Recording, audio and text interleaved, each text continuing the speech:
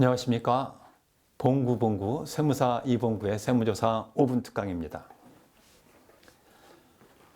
우리나라 부가가치세법의 근간은 세금계산서 발행입니다. 세금계산서는 매출자와 매입자가 각각 부가세 신고를 하게 되는데요. 국세청의 전산망에 각각 신고가 된 것이 이제 분석이 돼 가지고 일치가 안 되면 불부합자료가 발생을 하게 됩니다. 그래서 이제 세금계산서가 불부합된다. 불부합되는 내명을 소명하십시오 하고 소명자료 안내문을 종종 이제 납세자분들이 받게 되는데요. 이럴 때 어떻게 해야 되는지 설명드리도록 하겠습니다. 자, 제조업을 하고 있는 김 대표께서 관할 세무서에서 해명자료 제출 안내문을 받았어요.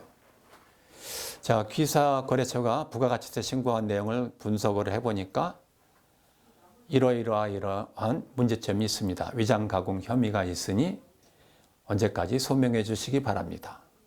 제대로 소명이 되지 않으면 세무조사를 받을 수도 있습니다. 아주 이런 해명자료 안내문 받아보신 분 계실 텐데요. 기분이 어떻습니까? 예, 속된 말로 정말 기분 안 좋죠. 이런 거 받으면 어떻게 해야 됩니까? 이 해명자료 제출 받았을 때 제대로 해명을 하셔야 되는데 이거 잘 해명 못 해가지고 세무조사를 받는 경우도 아주 빈번하게 발생을 하고 있습니다. 세무신고 시 특히 유의해야 하는 세목이 부가가치세인데요. 부가가치세는 세금계산서를 발행한 매출자도 신고하고 세금계산서를 수령한 매입자도 부가세 신고를 하죠. 각각 이제 신고를 하기 때문에 일치가 돼야 돼요. 이제 이 불일치가 되면은 해명자료도 나오고 세무조사도 이제 실시하게 되는데 이 두 사업자가 신고한 내용을 국세통합전산망을 통해 크로스 체크를 합니다. 그 결과 거래가 누락됐거나 이상 징후가 있으면 해명자료 제출 안내문을 발송하게 되어 있습니다. 제가 국세청에서 공직생활할 때 에피소드를 말씀드리면 이거 정말 하기 싫은 일이었습니다. 이 불부합 오류자료가 나오면 그거 다 수정을 해가지고 서울 영등포 양평동에 있는 국세청 전사실까지 가서 그걸 싸질머지고 가서 다 오류자료 다시 또 접수하고 입력하고 또 다시 또 제 오류자료 나오면 서별로 또 분석을 해가지고 점수가 이제 조정하면 심사분석 점수가 조정하면 문책을 당하고 참 이거 힘든 업무였습니다. 지금도 부가가치세는 이제 이런 불부합자료가 많이 발생을 하고 있는데요. 이런 납세자가 세금계산서 관련해서 불부합자료 해명 제출 안내문을 받으면 어떻게 해야 됩니까? 가장 중요한 것은 해명 시기를 놓치지 않는 겁니다. 제때 세무서에서 요구하는 기간 내에 최선을 다해서 해명을 하셔야 됩니다. 발품을 팔아서 여기저기 뛰어다니면서 입증자를 최대한 갖춰가지고 소명을 하시라는 겁니다. 좀 전에 제가 이 해명자료 제출 안내문을 가지고 찾아오신 분인데 세무서에서는 가공 혐의를 가지고 강력하게 가공 혐의를 갖고 있었어요. 근데 제가 분석을 해보니까 이분이 완전 가공은 아니고 실제 거래는 있었더라고요. 그런데 그걸 입증할 수 있는 방법이 여러 가지 이제 좀 부족했던 것이 사실이에요. 제가 여러 자료를 이제 수집을 해가지고 가공은 아니다. 실제 거래가 있었는데 제3자 거래를 통해서 위장 거래가 됐지 실제 거래는 그 비용도 지출이 됐고 실제 거래는 있었다. 이렇게 해가지고 다행히 가공 혐의에선 벗어났고 부가가치세만 추징하는 것으로 일단락된 적이 있습니다. 자, 이게 해명한다는 게 쉽지는 않아요. 그러다 보니까 이제 차일피일 미루다 보면 해명 시기를 놓치는 경우도 있는데요.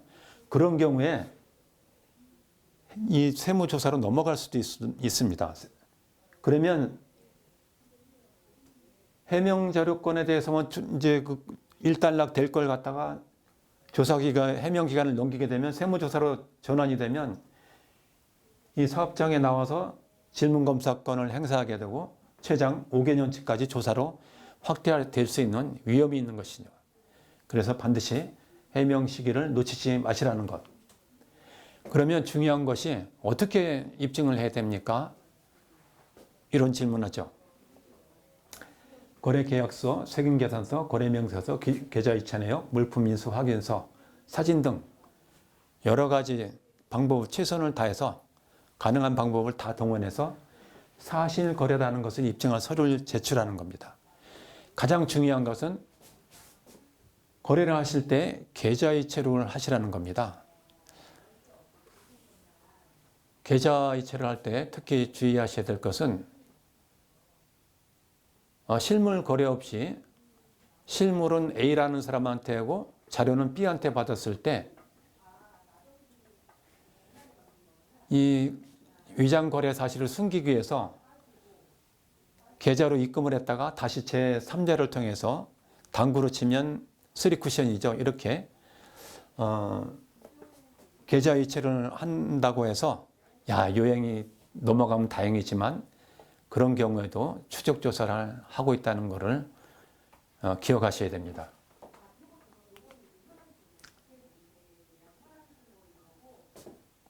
자, 주의사항을 말씀드리면 세금계산서 관련해서 사업자분들 중에는 매입 자료가 너무 부족하다. 이 비용이 너무 부족해서 세금을 너무 많이 내게 됐다. 어떻게?